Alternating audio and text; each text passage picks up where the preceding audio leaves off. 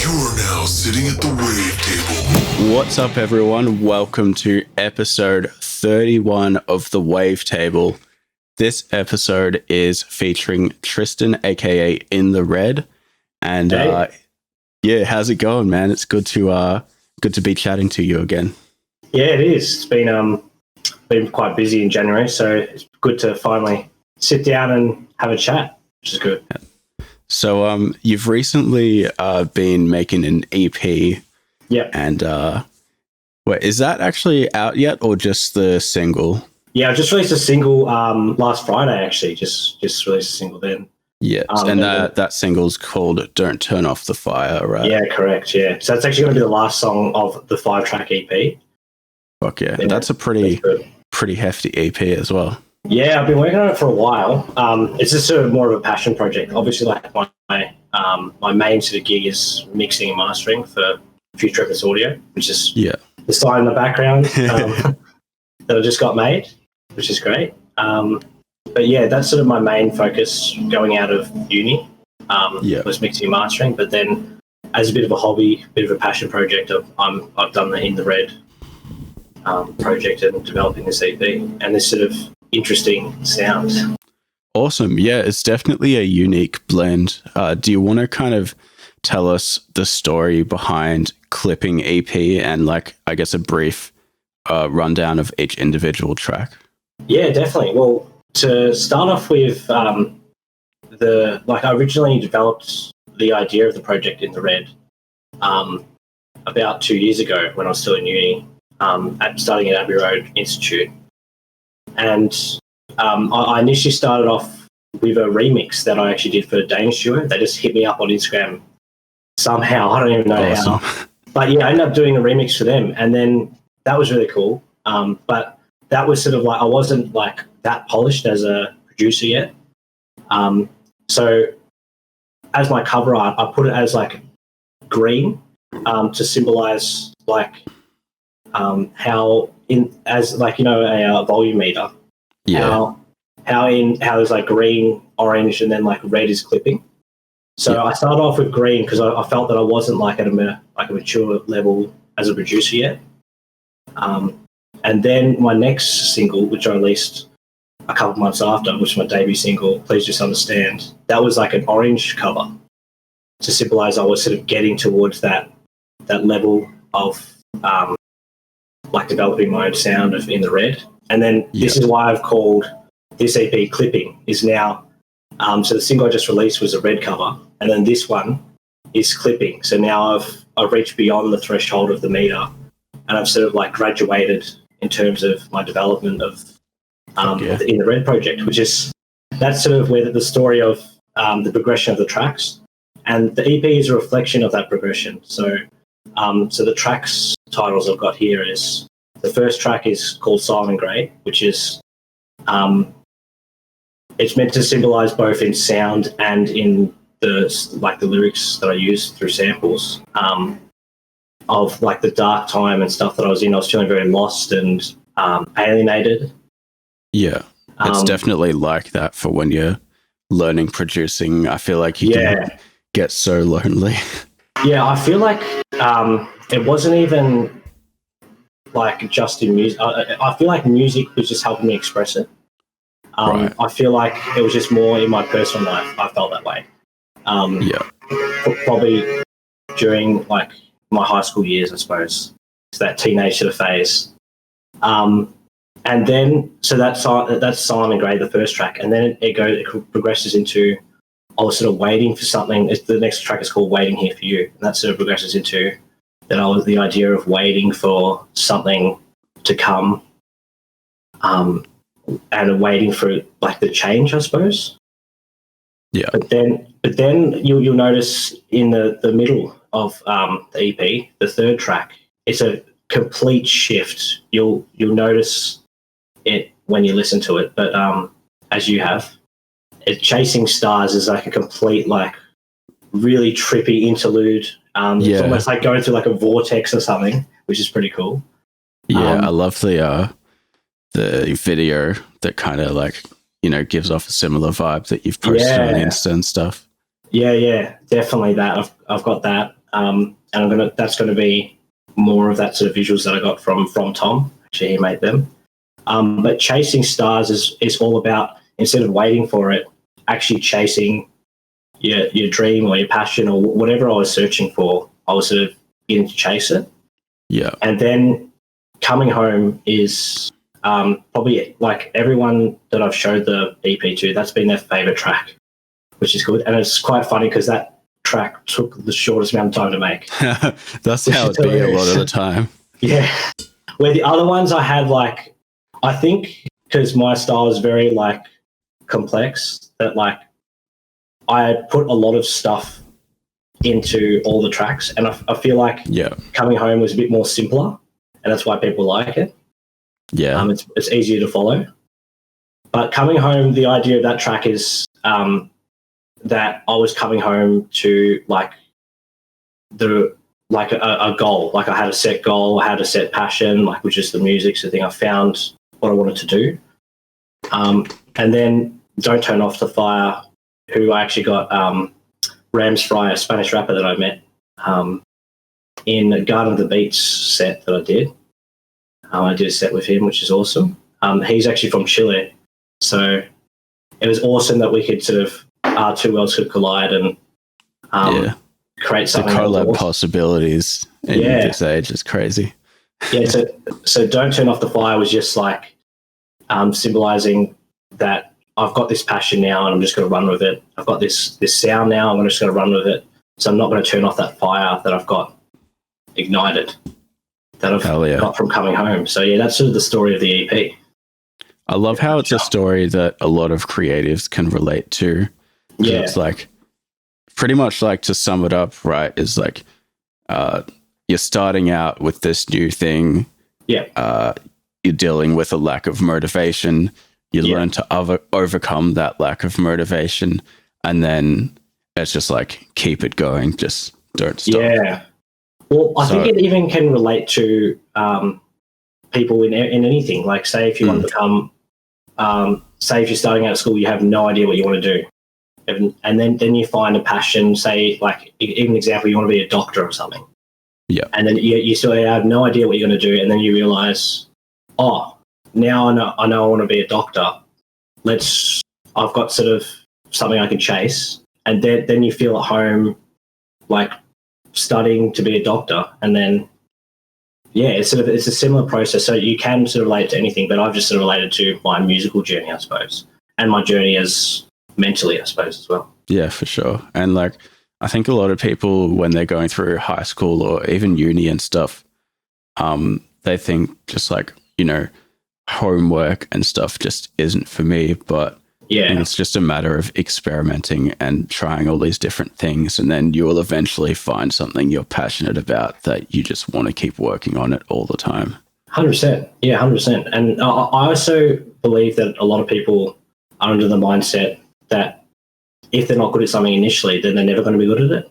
Yeah. I don't really subscribe to that mindset. I believe in, like, a yet attitude. So you're not good at it yet, but you will be if you're dedicated and practice. Like, my first couple of mixes that I did were back in year 9 when I started, were the most, like, crappest things. Like, stuff was like out of time, and it was just like, it was just horrible mixes, like really, really muddy. And then, like, and honestly, it took me like maybe 2-3 years to, like, make it, like, click. And then I started getting really, really clean mixes.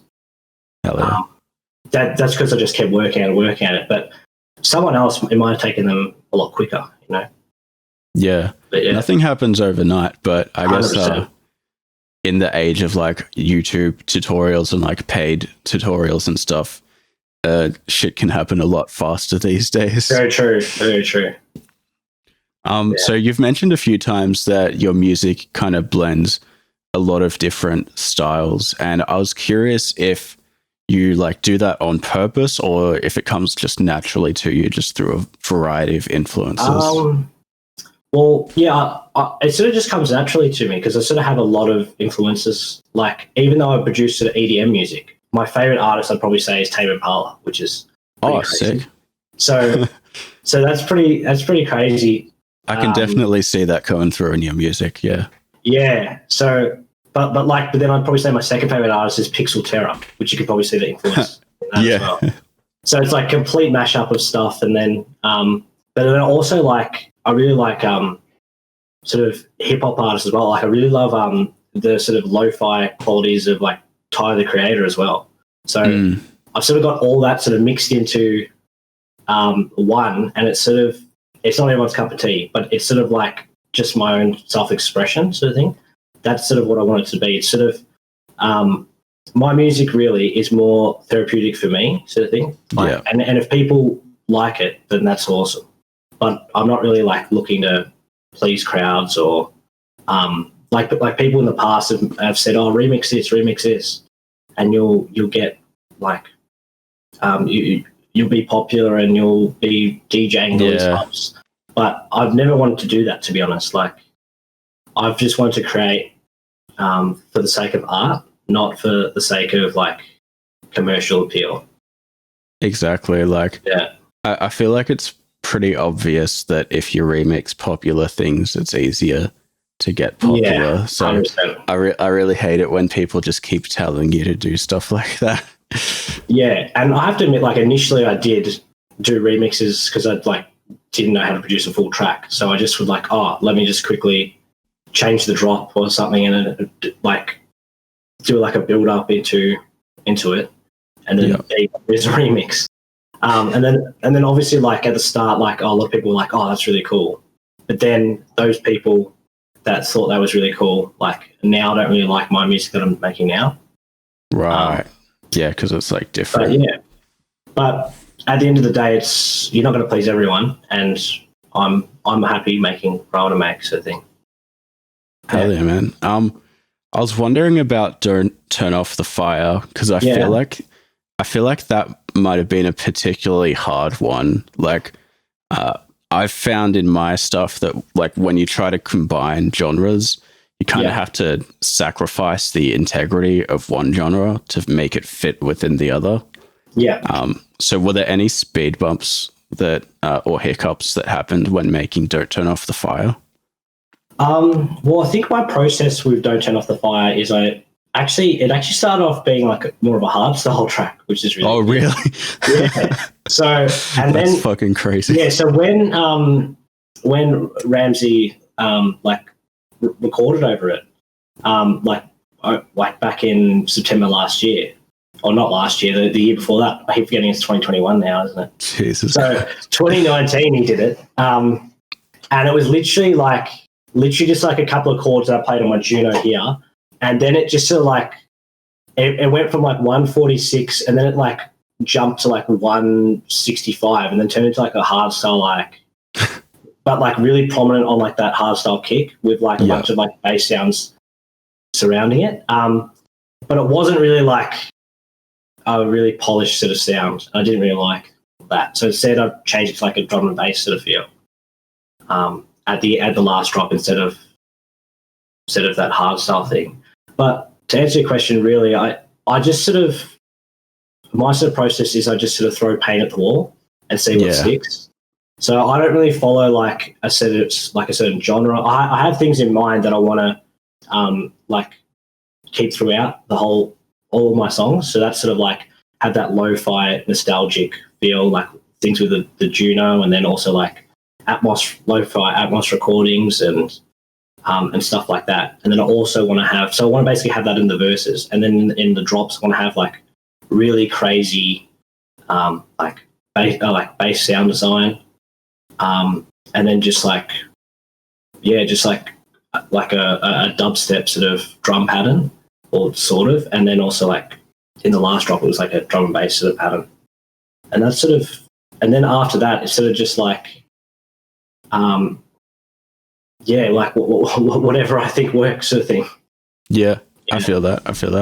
I mean, most of my stuff ends up being dubstep, but I definitely feel the whole throwing shit at the wall and seeing what sticks thing, because at least for me, when I do sound design, that's what I do. Yeah, 100%. But speaking of the Juno, you've recently built up your home studio, and from what I've seen on Insta, it looks fucking sick. Yeah, guys, really go check out his Insta for some nice shots of the studio. Yeah. How did you find that process, and like how long did it take? It probably took. Well, it also started when I was at uni, when I was learning about acoustics and what to sort of like make in terms of acoustics sort of thing. Like how to shape my room so it sounds better with my monitors and stuff. So basically, like I got these 3 sort of movable panels here, acoustic baffles that I got my mate Andy to make, who's like a carpenter.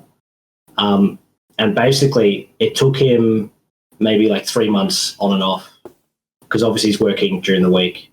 But whenever he had a spare moment, he sort of like was building these, and the idea, the great thing about these things is they're actual on wheels, so that you can actually move them around. And to say if someone comes here to record, instead of having it like in the mixing setup I've got here, then I can actually wheel them around. You can like the room and then like record like vocals, or record anything really. That's and then shape perfect. it how I want it, which is awesome. You've got like a modular. You don't have a modular synth. You've got a modular studio.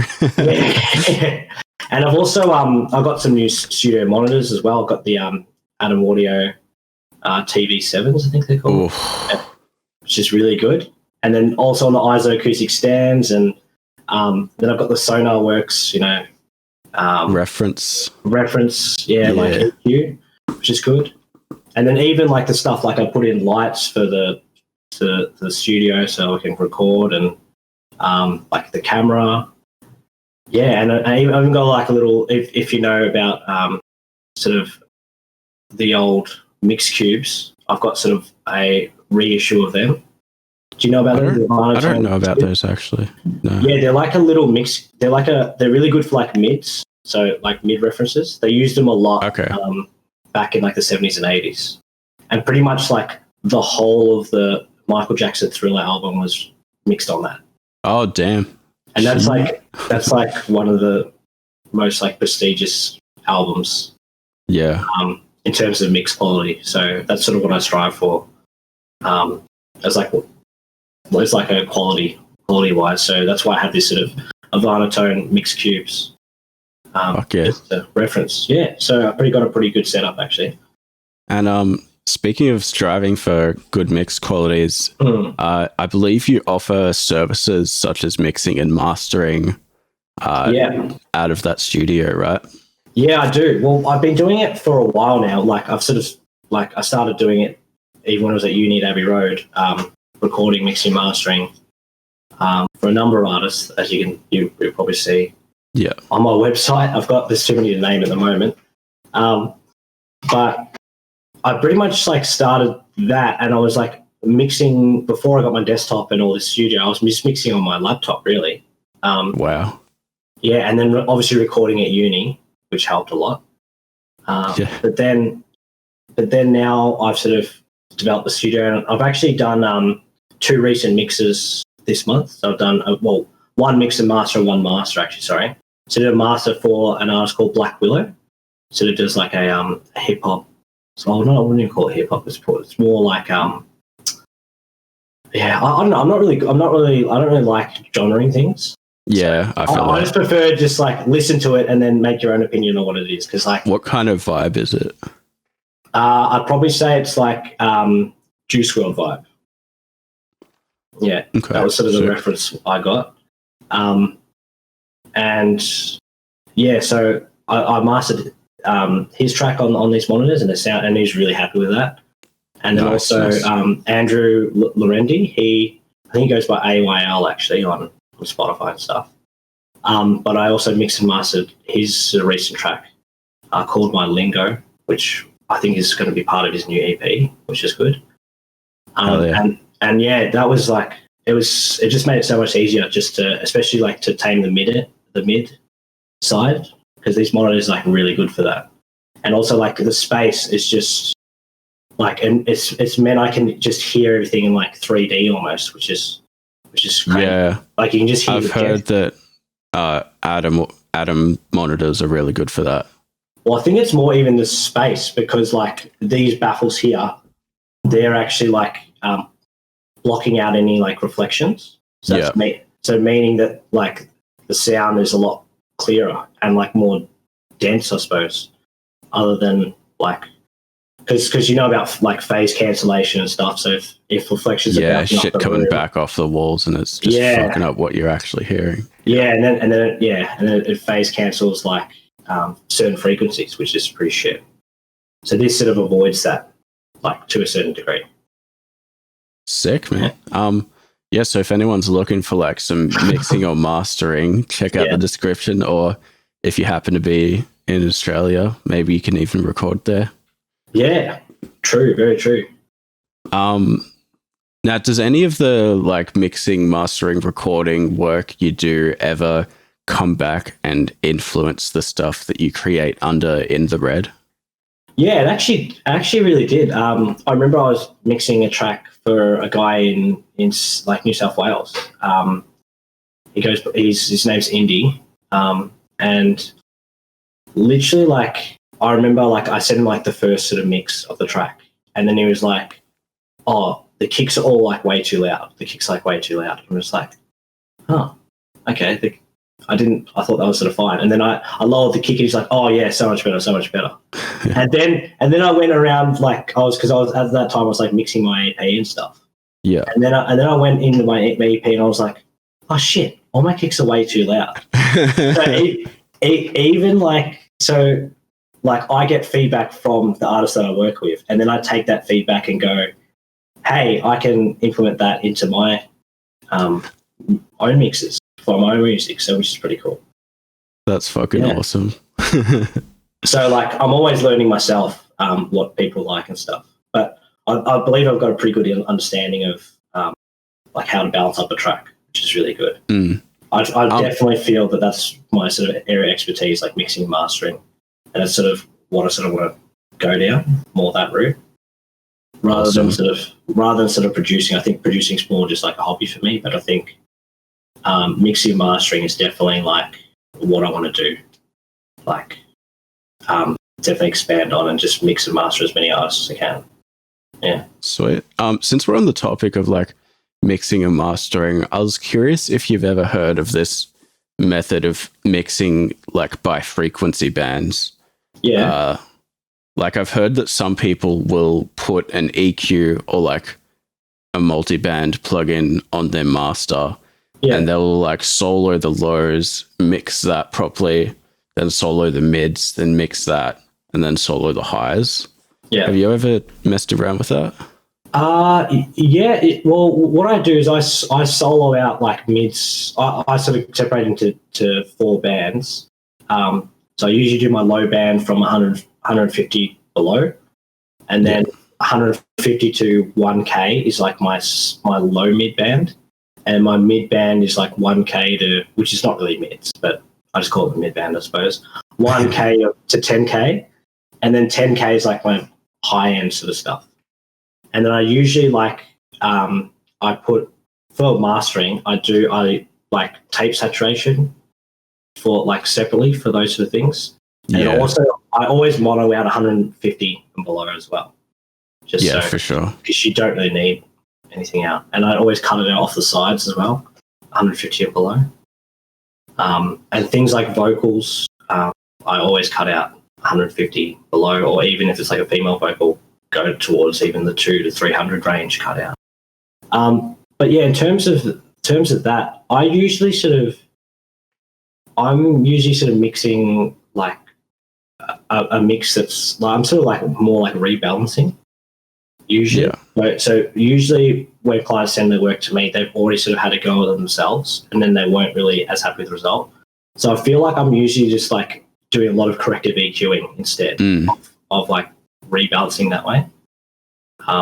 So it's more just like on the certain elements like that I see on my spectrum sort of thing, and I can see, oh, there's way too much 800 hertz, for example, and then I would use various tricks to like get rid of that 800 hertz, because obviously like if I just get a standard EQ and then like knock out that 800 hertz, like obviously it's going to fix it to a certain degree, but it's not going to sound like 100% like polished, I think.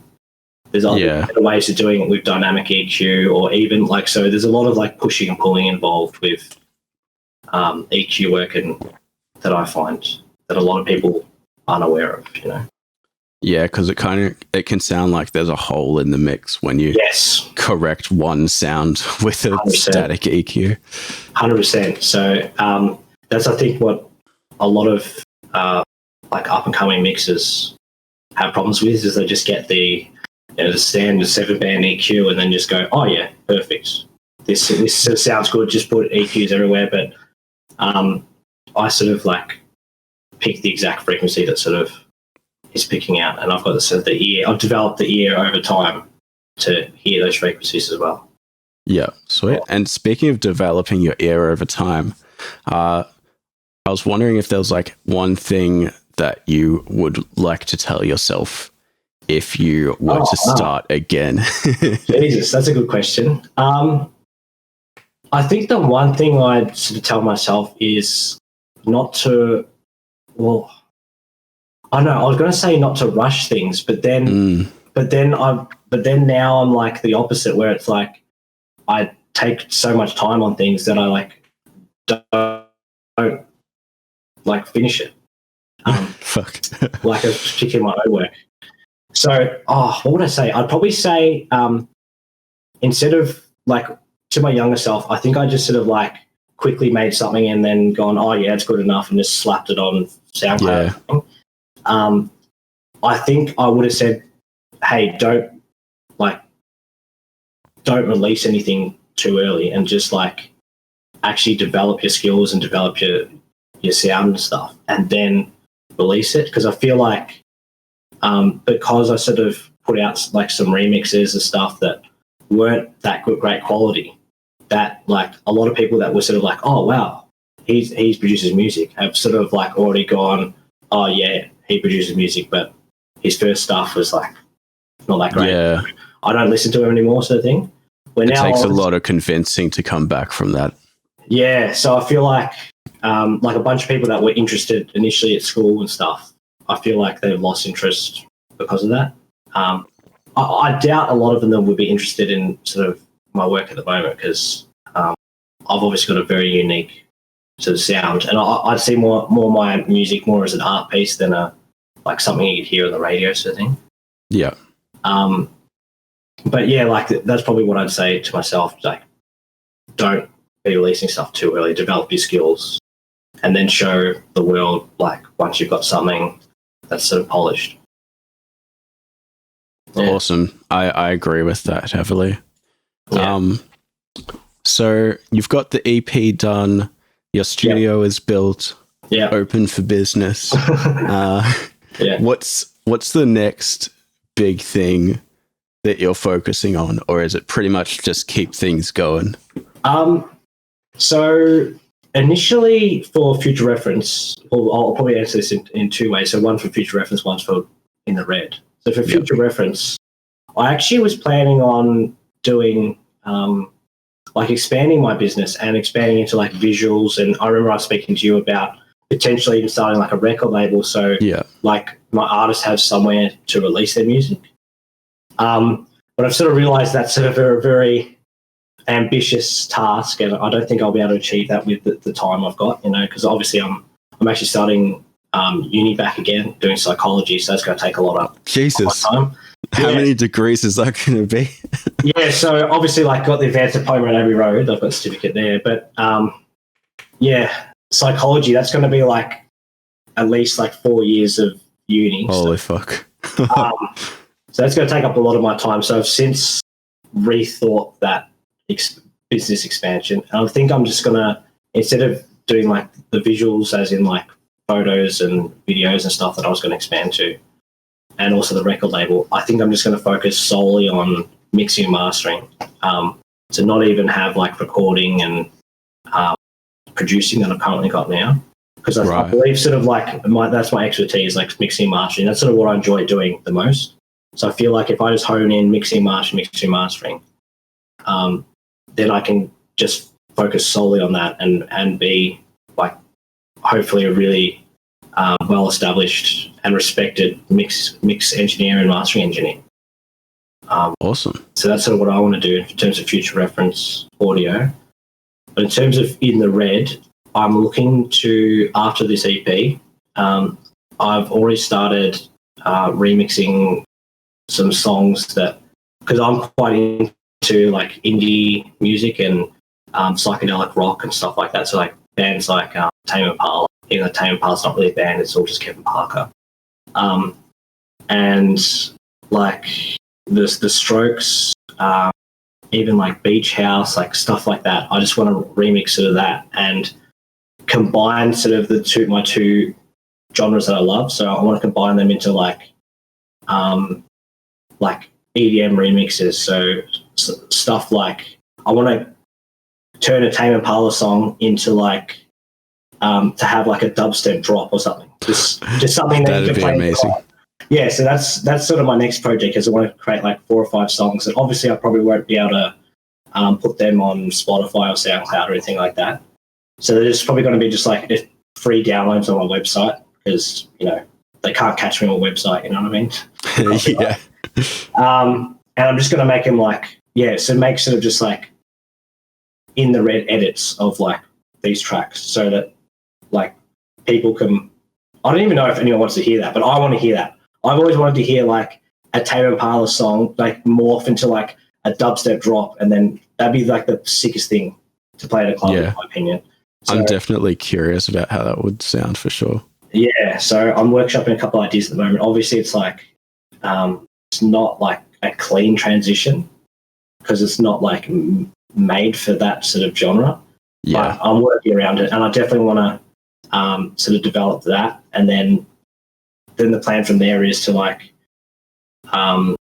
start like recording videos with that sort of music, like awesome, doing like sets on YouTube or something, and then also doing YouTube tutorials for future reference audio. So I've got a bunch of stuff that that I've made, like patch. I don't know if you're familiar with. I use FL Studio. So I don't know if you're familiar with FL Studio's Patcher. It's sort of similar to like macros on Ableton.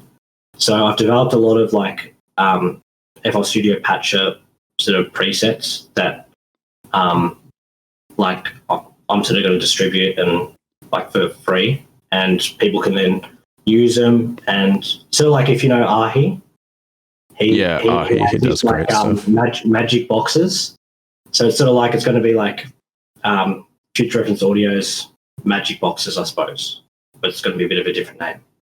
I suppose it's just going to be Patcher presets. So then people can just put it on and be like, it'll be sort of like, Future Reference Audio's Fat Rack, or Future Reference Audio's like distortion widener, or stuff like that. So I've got about like 8 things that are sort of ready to go, and I'm going to do like mixing tutorials based around them.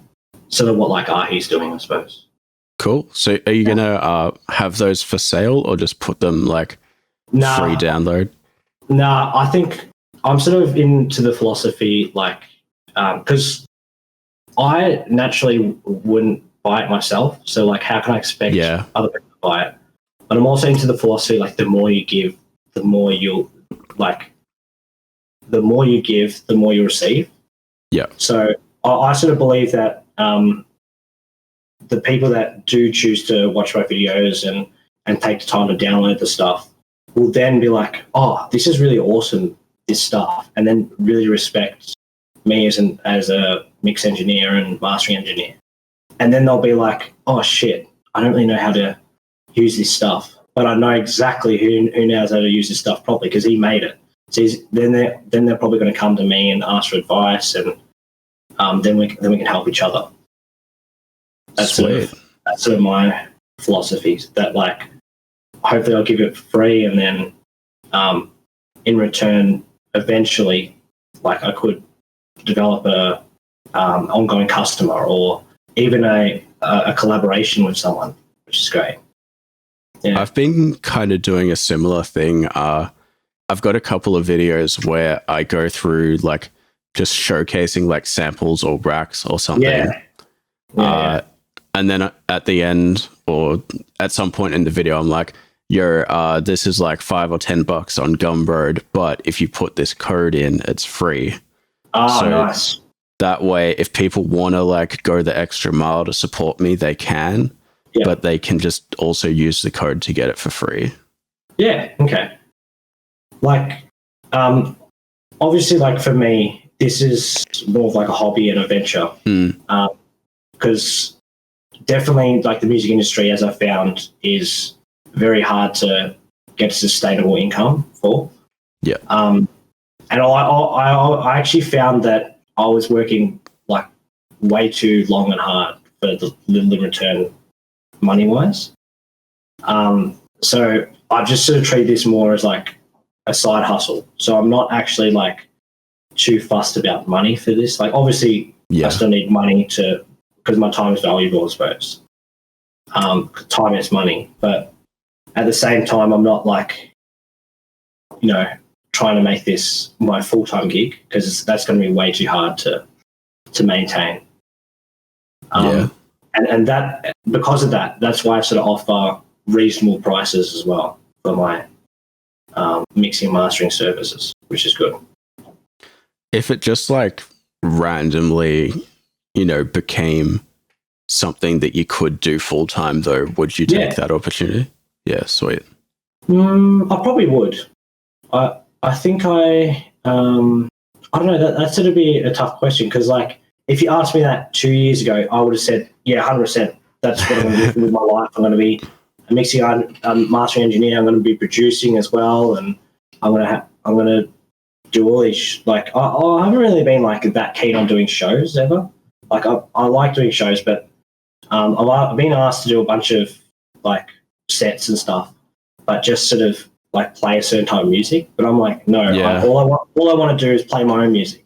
That's the only reason I want to DJ. So I think to answer your question, probably like a year or two ago, I would have said, that's what I want to do in my life. I want to do that for the whole rest of my life. But I feel like, and I've also found that if you do your hobby too much, it begins to not be your hobby anymore. It begins to feel like work. Yeah. And I don't want mixing, mastering, and music in general to feel like work ever. Because what was it, maybe 2 years ago now, I developed like the audio for like 3 games, or like I was part of the audio team for 3 games. So that was things for like composing all the music for the game, like doing all the sound effects for the game, and then recording like dialogue and all that. So everything from like the little footsteps to like every literal sound you hear in the game. And obviously I was doing 3 games in the span of like 2-3 months. Oh, Jesus. And that was a lot of work. And I sort of began, because that was like through uni, and obviously I was sort of doing that for like free, just for experience. And that was a really fun experience. But also at the end of that 3 months, I was like, man, that was a lot of work. Do I really want to do that like for the rest of my life? I sort of began to doubt. It was really fun, but at the same time, it's like 9 to 5 every day. I reckon I get sick of it, sort of thing. So that's why I sort of want to do this as a bit of a side hustle and just focus on mixing, mastering, I think. Hell yeah. I respect that. Yeah, like you totally can just do this shit as a hobby. Like shout out to my friend and Insta follower Carly, who I recently met. She started producing, but she also has fucking uni work, 100%. other stuff and to take care of. But she's doing it just as a hobby, and it's going to be awesome to just hear what kind of stuff she makes. Well, obviously to me this is more than a hobby, because I actually went and did a advanced diploma in this, and like I sort of run a business, so it's definitely more than a hobby, but it's definitely not going to be my only source of income. Is what I'm saying. Multiple streams and whatnot.